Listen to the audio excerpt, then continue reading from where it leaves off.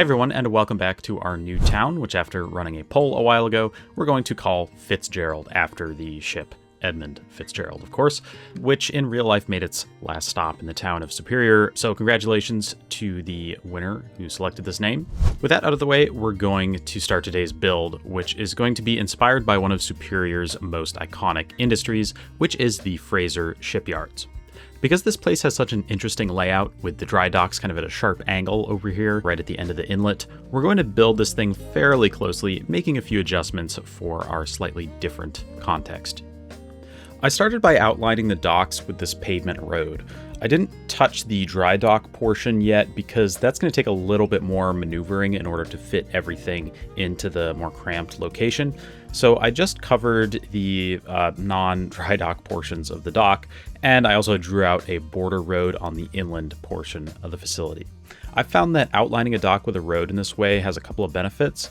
First, it's a lot easier to keep everything level because you can just select every node and then use the align heights function of move it to get everything nice and level. And then you can just use the terrain tool to match the ground elevation to that, so everything becomes nice and flat with just a few clicks. Second, you can get a nice sharp drop between the road and the terrain under the water, which gives you a lot of flexibility when it comes to building the key itself, which you don't really get if you use one of the purpose-built key assets that just manipulates the terrain in a bit less precise of a way, in my experience.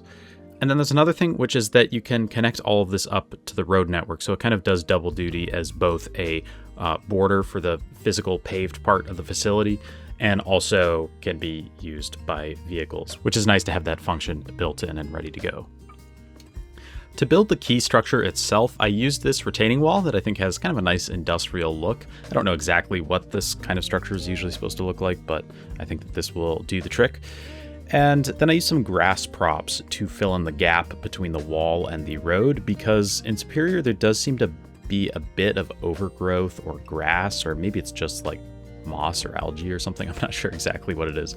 But anyway, there's a little bit of that in this little strip of land. I don't understand exactly why it is this way in real life, but I'm kind of a sucker for this sort of weird detail, so I'm going to try to include this here. It's not going to look very good at the moment, but we're going to come back later on and add in some details to make it look a bit more uneven and kind of natural and interesting. But for now, I'm just going to lay the foundation for that with these grass props. Of course, I also added in some bollards sitting on top of some pavement foundations to use for mooring ships up along here. For this dock, which I guess in this context we have dry docks, you would call a wet dock. I don't know, but that's what I'm going to call it. There seem to not be these big bollards here in real life, so I decided to replace that with a little fence that maybe you could use for mooring smaller boats, because in the satellite imagery, at least, there are some barges and other small craft parked here. With the boring dock structures completed, we're going to get to the more exciting ones, which are the actual structures of the dry dock.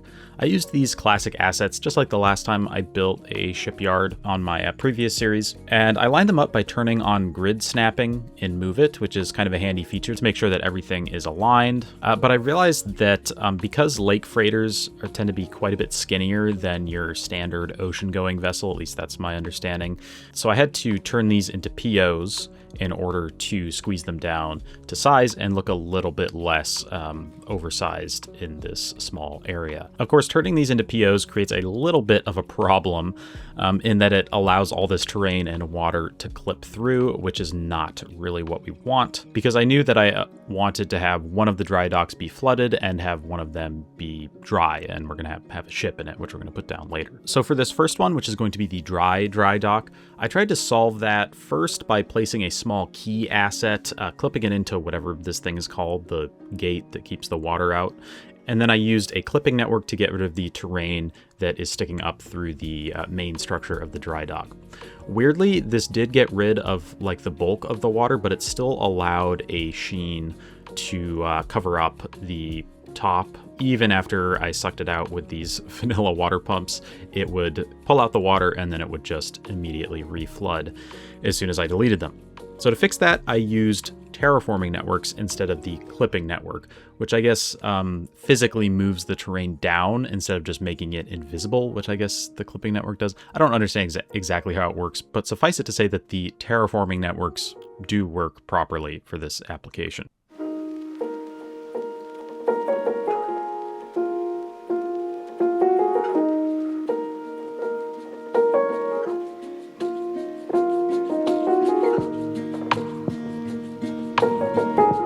For the second dry dock, which is the shorter of the two and is also going to be flooded, I basically did the same thing, except that I just used terraforming networks to lower the terrain down and allow the asset to show through without using the key to keep the water from flowing in. So that one was a lot easier to take care of. In between the two dry docks, there's this little bit of key that comes out at a sharp angle, which I think adds to the kind of cool, really angular look of this part of the build. And to make that, I just used the same assets as before for the key, with this wall and then some props covering up the empty gap. But because of the sharp angle of the roads at the tip, I did have to manually fill in the edge here with a network version of the wall and some asphalt props, which I think finish it off nicely.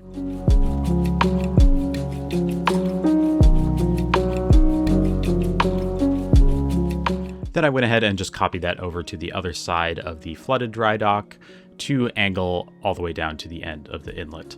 I only ran the man-made key up here to the where you have a right angle at the end, so it kind of makes a half-open wet dock, if that makes sense, which will be used for parking ships that are not currently undergoing repairs or upgrades or anything like that.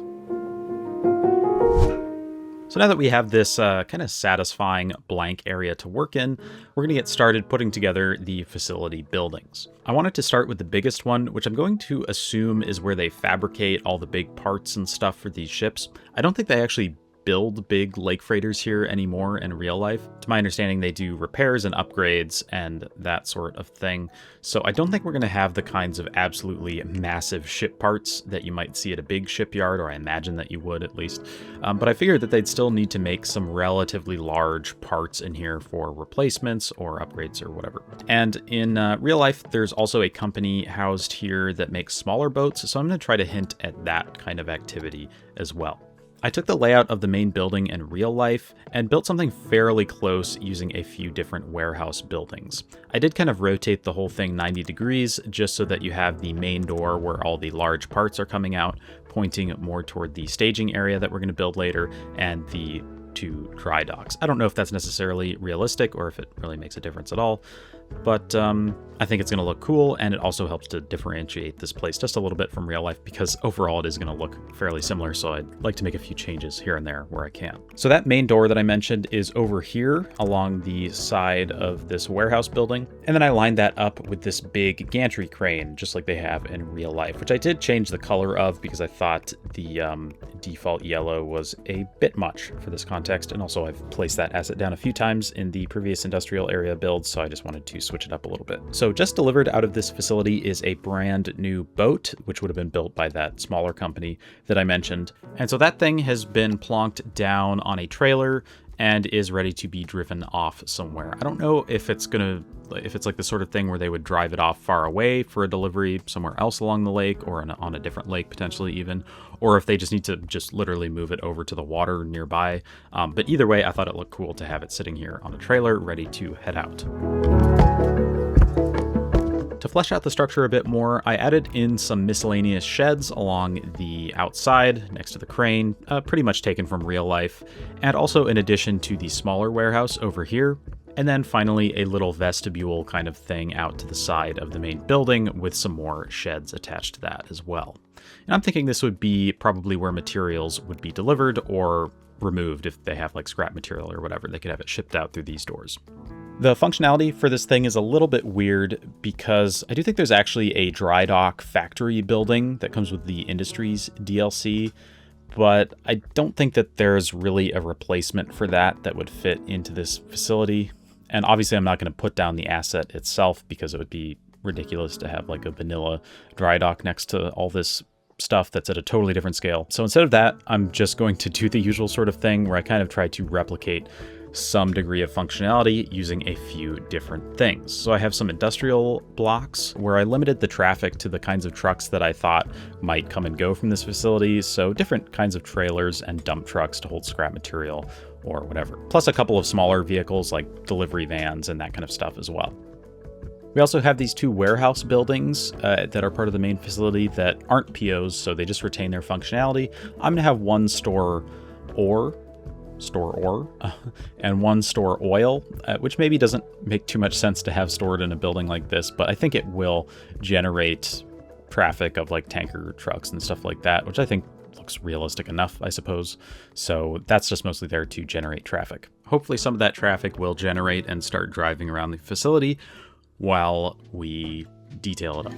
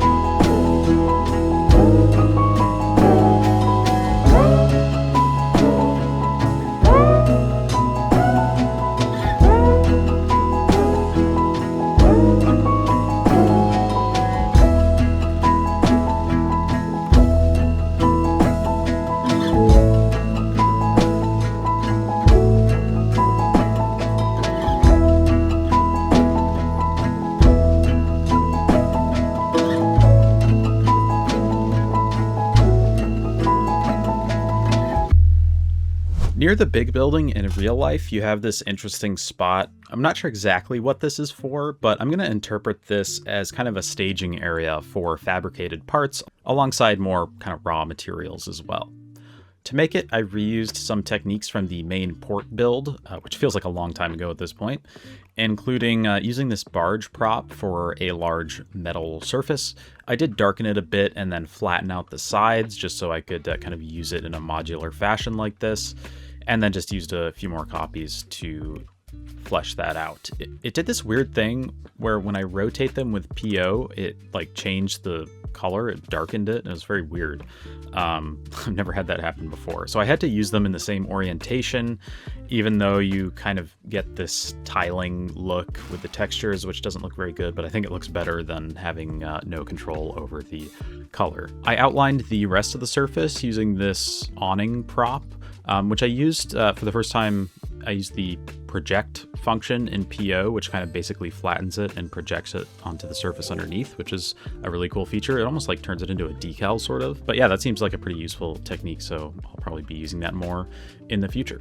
After that, I filled out the kind of central area with these rusty beams to make the grid-like structure that you see in the inspiration, which kind of reminds me of the abandoned dock build from the main port, except in this case, this one is a lot smaller, so hopefully it won't tank the game's performance as much as the abandoned dock did, because that was absolutely awful.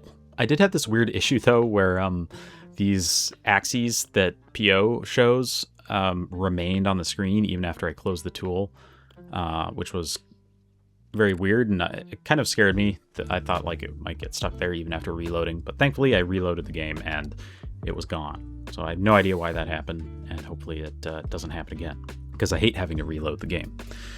Anyway, I put down a couple larger kind of metal parts in this area and then filled in the remainder with other things. I don't know exactly what sorts of materials all these props are meant to represent, but I did want to have a variety of unique looking things just to represent all this clutter here. So this kind of weird road network that's been built around all these areas leaves a lot of little weird angular areas where there's not really room for like a main building or something, but there's also not really a reason to have a road passing through here. So in this kind of area, I decided to just have more staging areas, more storage areas, that sort of thing. In this particular case, it's right next to the dry dock, so I thought that it would make sense to have an open pile of material of some sort. So this would be something used in the process of renovating the ship nearby, or it would be some kind of scrap pile. Some of the other empty areas in the main area of the facility just got enough clutter to make it look like an active workplace, hopefully without making it feel too full of stuff. So with all of the props and stuff placed down, I just filled everything in with some pavement props, just leaving some small areas of grass around the staging area because that's what it looks like in real life, and I think it adds kind of a nice bit of contrast. Of course, this all looks extremely plain, so I did a decal pass as usual to remedy that. Before I mentioned that there appears to be grass along much of the quay, but it doesn't have this sharp transition usually like you get with these simple props. So I added in some grass decals to try to make it look a little bit rougher of a transition. I don't know if it really worked, but I think it's better than just the plain props. I also used some of these dry grass decals underneath areas that would be a bit more trafficked or where there are things that are being staged or stored right now. Just like with the public terminal build from the main port series of builds, I wanted to mark out the main driving areas with some of these wear decals, which can be a little bit tedious, especially when you have curves like right here. But I think that it does help to bring out the wear patterns on the pavement, and it just makes everything feel a bit more alive and used. If you just have kind of a consistent tiling pattern of stain decals or whatever, it just doesn't feel like a dynamically used area. It just feels like a generic texture. With all of those placed down, I added in the usual collection of stain decals, just trying to switch up the orientation, the type of decal, and also the color of the decal in certain instances. And I also used some more of those grass decals at the staging area, again to break up the transition between the pavement and the grass, and I think in this case it works a little bit better.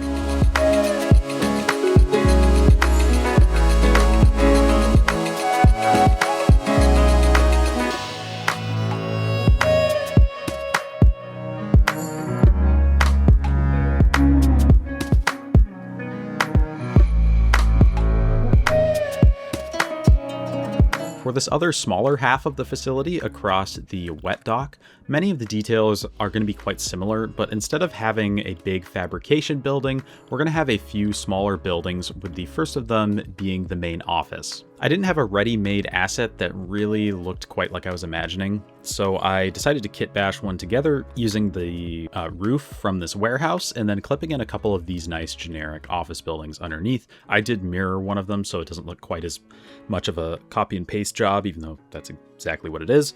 I think this combination of building has a nice mix of industrial and office look at the same time, so you can easily identify it as the office when you enter the facility, but it also isn't exactly something that looks very fancy, which I suppose you might see if it was like a really modern and successful shipyard or something, but this is just meant to be kind of your standard industrial area. For the first storage building over here, there's a warehouse over here by the streetcar line, which also serves as one border of the facility. So you can have all kinds of things stored here that need to be kept indoors for longer periods of time, but don't need to be readily accessible at the main fabrication building.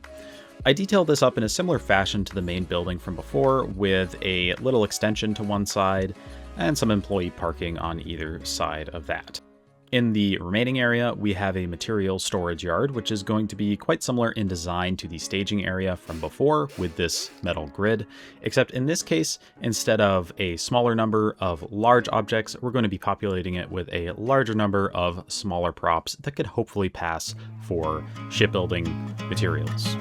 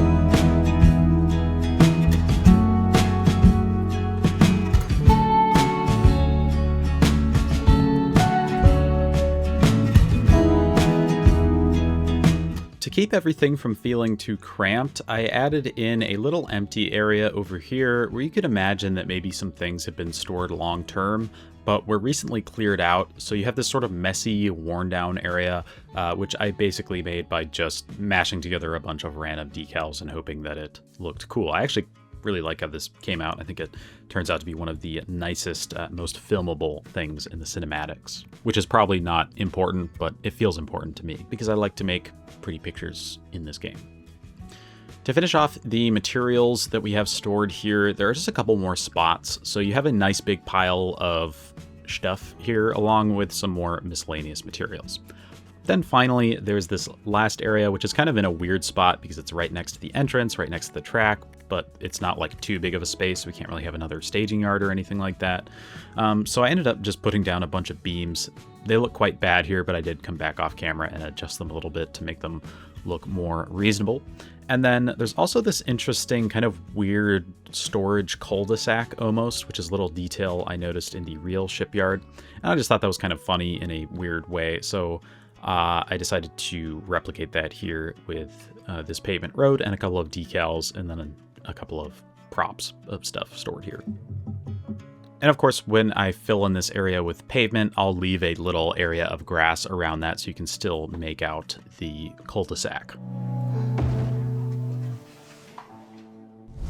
I imagine that most of the materials for this facility would arrive by truck, but we do have easy access to the rail here, so I added in a little rail spur that heads out into this gap between the road and the facility, so they could take delivery by rail this way, or I suppose they could also ship out scrap metal and that kind of stuff, but I imagine that usually it would be used for importing. To serve the rail spur, you have a paved area right next to it, so this is where you would actually load stuff in or out of the cars. And then there's also a small shed or like a warehouse kind of thing here as well, filling in the remainder of the space. So I suppose you could offload stuff from the rail cars and then store them temporarily in here until they're needed. At the main entrance over here, I added in a guard shack, of course, and while I was at it, I also added a little shed and some nature detailing here as well because there was a bit of empty space.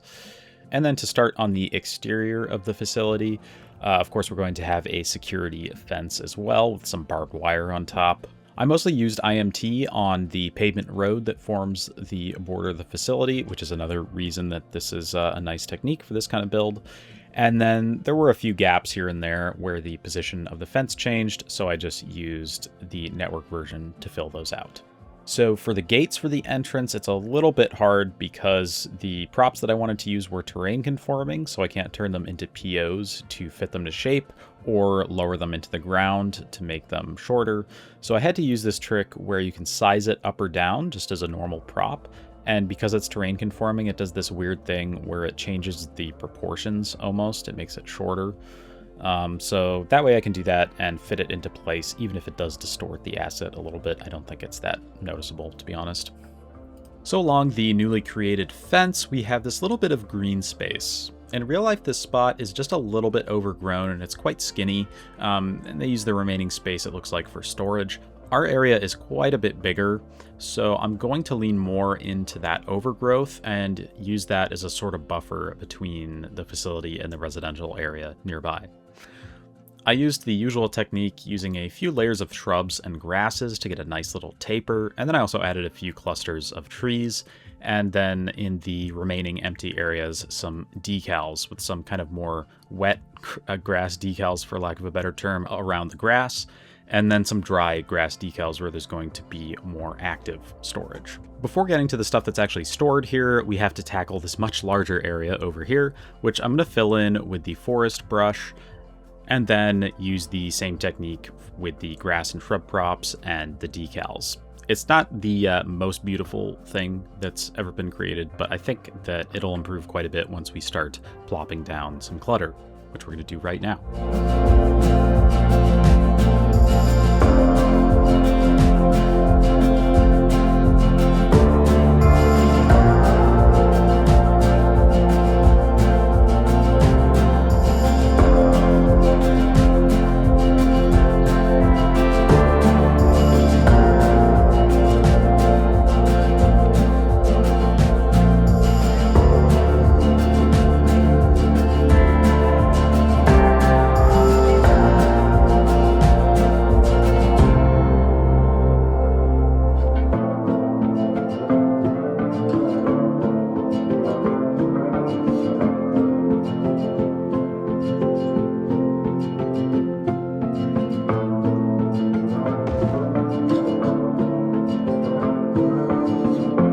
finish off the shipyard, we're going to return to the whole point of this build, which are the dry docks, and we're going to detail them up. There's just going to be one permanent structure here, which is this little shed, and the rest of it is going to be stuff related to temporary work on the ship that we're going to put down in a moment.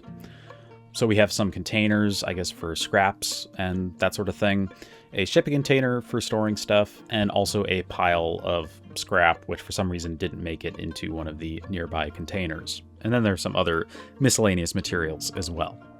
While I was working in this area, I also did the same technique with the grass decals, just like before. We don't have the grass props because I thought that there just wasn't enough space here to do that. But I still wanted to mirror that look that you get on the rest of the dock so that it doesn't stand out too much. Now at this point, I don't think it looked quite enough like an active work site, so I plopped down some stuff that's kind of more related to the kind of day in, day out worker activities. So you have this mobile office, some toilets, and vehicles as well, and finally some stain decals for the surfaces, which I darkened a little bit because I think that just helps kind of emphasize the area and make it look more well used and currently used, whereas some of the other surfaces, they're used but not as consistently as this area. So I wanted it to stand out a little bit. Of course, in addition to all that, we also need a couple of cranes to move all this stuff back and forth between the ship and the pier. So there's a smaller mobile crane over on the central pier, and then there's a larger mobile crane on the side, and a couple of other props as well, just to flush it out. So that's it for the yard, but we still have the ship portion to take care of. Because there aren't any ready-made lake freighter assets on the workshop, I took a little trip back to the main port area. Over there, I yoinked this laker that I made back when I did the coal dock build. So just going to drive that over to the shipyard, and then I did cheat a little bit and size it down just a touch because it looked a little bit too snug in the dry dock as it was, and I just didn't want that kind of look. I wanted there to be a little bit of breathing room around it. To create some variation so we don't have the same ship just copied and pasted all over the city, I covered up the blue stripe on the hull with a color rectangle, and I tried to match it to the red that you see on the top here because you do get a lot of these fully red ships on the Great Lakes, and I just think that's a cool look. It looked a little boring to just have one ship here, so I added in a couple more that are currently docked but not undergoing major enough repairs or upgrades to be in the dry dock, so they don't have to have full access to the entire ship. So for this first of the two, I just used another copy of the initial ship, and I was kind of worried that that would look too similar to the first one, so I made a few more adjustments to try to differentiate it a bit. I took the pilot house, at least I think that's what it's called, and collapsed it down, so it's just going to serve more as a secondary kind of area in contrast to the pilot house at the front, which I once again yoinked from the coal dock build, where I happen to have an isolated pilot house ready to go, which is kind of weird that I had that ready to go, but it makes sense if you've seen the coal dock build. Anyway, a lot of lake freighters have the pilot house at the front. It's kind of, is it called the prow, I think? But I think that's kind of an iconic look, so I tried to replicate that here by dragging around some of these nodes to fit the angular shape of the prow. So hopefully, even though it's not the most authentic looking ship ever, I hope that it just kind of visually differentiates it from the other one and also just stands out a little bit more and looks cool. In the wet dock over here, you have a few smaller boats, so a few barges and a tugboat for just moving stuff around the facility, and then a couple of smaller boats that are in for repairs or something like that. So for the third and final ship, I used this tanker, which I made skinnier and longer to match the usual proportions of these things that you see on the Great Lakes. I don't think there are usually too many tankers used on the lakes, at least compared to the number of dry bulk ships that you see moving around grain and stuff. But I did find evidence of a few, so I think that it's common enough to warrant having one parked here. And I do have a vague plan for a future build of an oil refinery that does have lake access, so I think it makes sense that you'd see this kind of ship in the vicinity. Thank you to all of my members who support the channel, with a special shout out to my fantastic $5 tier members: 063TH, Gabe Meowing, New, Nathan Nougat, Peter J, and Victor Sellen. And of course, thank you for watching. I'll see you next time.